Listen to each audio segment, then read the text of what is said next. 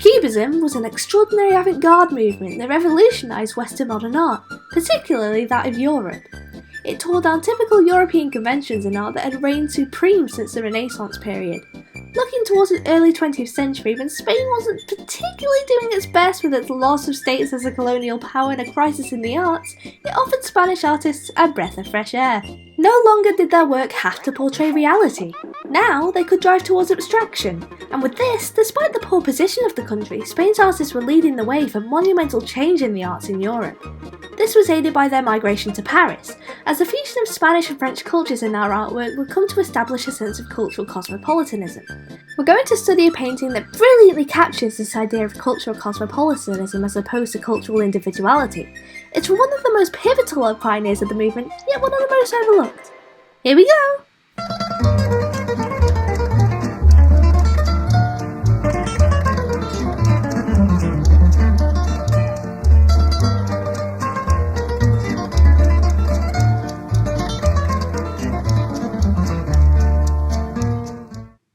Although she isn't mentioned often, Maria Blanchard was a crucial figure in the avant-garde movement of Cubism.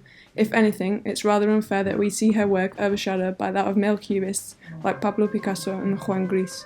The absence of women from records of the avant-garde has been often criticised, so we thought we'd offer her a well-deserved platform here.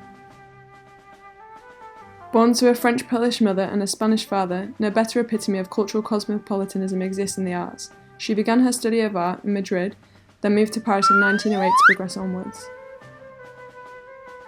She turned to Cubism in 1913, but by then the movement had already been established for around 6 years.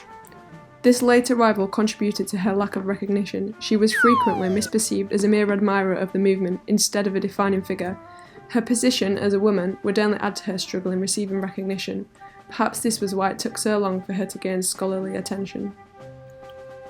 Many of her paintings experiment with Spanish themes and stereotypes, like La Dama del Abanico.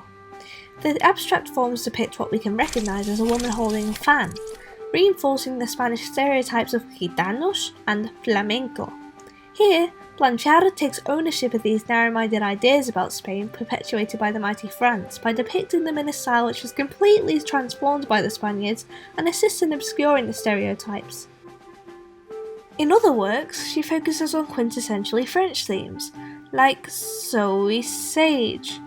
Sausage? Wrong. It's Sois. Soisage! Thanks for clearing that one up for us, Laura. With its French title, we can see Sois as a true embodiment of cultural cosmopolitanism. It represents the French heroine Joan of Arc holding a shield. Blanchard was a devout Catholic, and it definitely shows. There are 3 signs here which convey religious connotations: the figure of Joan of Arc in the centre, the cross in the top right, and the title Sois also featured in the centre. Within Christian iconography, crosses imply the crucifixion of Jesus and connote sacrifice and violence. It is possible that Joan's position next to and slightly below the cross is a sign of her sacrifice and role in battle. This interpretation sees Joan of Arc in terms of her role in French and Christian history, bringing foreign cultural and religious references to Spanish art. Some feminist perspectives see the cross as a sign of patriarchal abuse, which could offer criticism on modern society, as the avant-garde scene flourished for male artists but not for female artists. As the Catholic patron saint of France and soldiers, Joan has clear religious connotations. Her central position imitates paintings of patron saints, with the figure often painted full length, central and holding an object. The composition of the painting emphasises her importance and celebrates her as a religious figure. Portraying a French icon adds a transnational element as foreign influences are accepted and incorporated by the artist. Sois sage, meaning be good or behave yourself in French, appears on the shield, which connotes defence and protection. The fact that the writing is on the shield may suggest that behaving is a defence mechanism in modern society. The word sage also means wise in French, so the phrase can be interpreted as encouraging one not to behave well, but to be intelligent and to do what is best. Wisdom may be religious in the context of the painting, given the multiple religious symbols, and thus like Joan of Arc, the viewer is encouraged to be wise and fight against the odds. In a modern society, the phrase may also serve as a warning or as resistance to further modernisation, as this can threaten religion.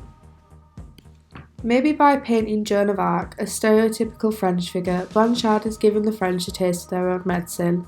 Touching upon what we said earlier about stereotypes in art, let's now consider the stereotyping theory put forward by Stuart Hall, which argues that stereotyping occurs when there are imbalances of power. The French held the power, so to be visible in France, Spain had to adhere to the stereotypes. As Spanish artists complied by making stereotypical Spanish art, Blanchard is doing something different by appropriating French symbols. Just as the relative of a Spanish monarch led Joan of Arc to her death, we can see Blanchard reversing this scenario. France is trying to kill the already weakened Spain by reducing it to a few characteristics.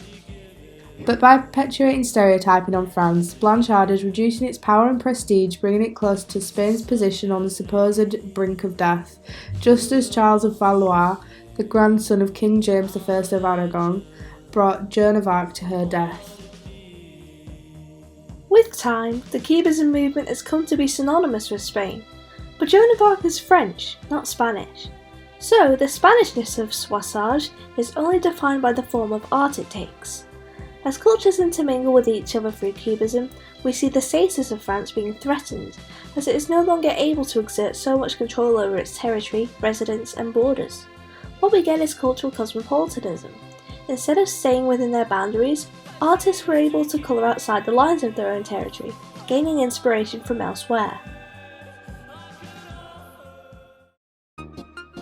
Well, what a journey it's been!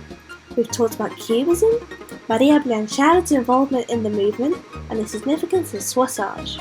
All of these elements assisted in pushing towards the intermingling of cultures in art, which no doubt you'd agree made for some spectacular works.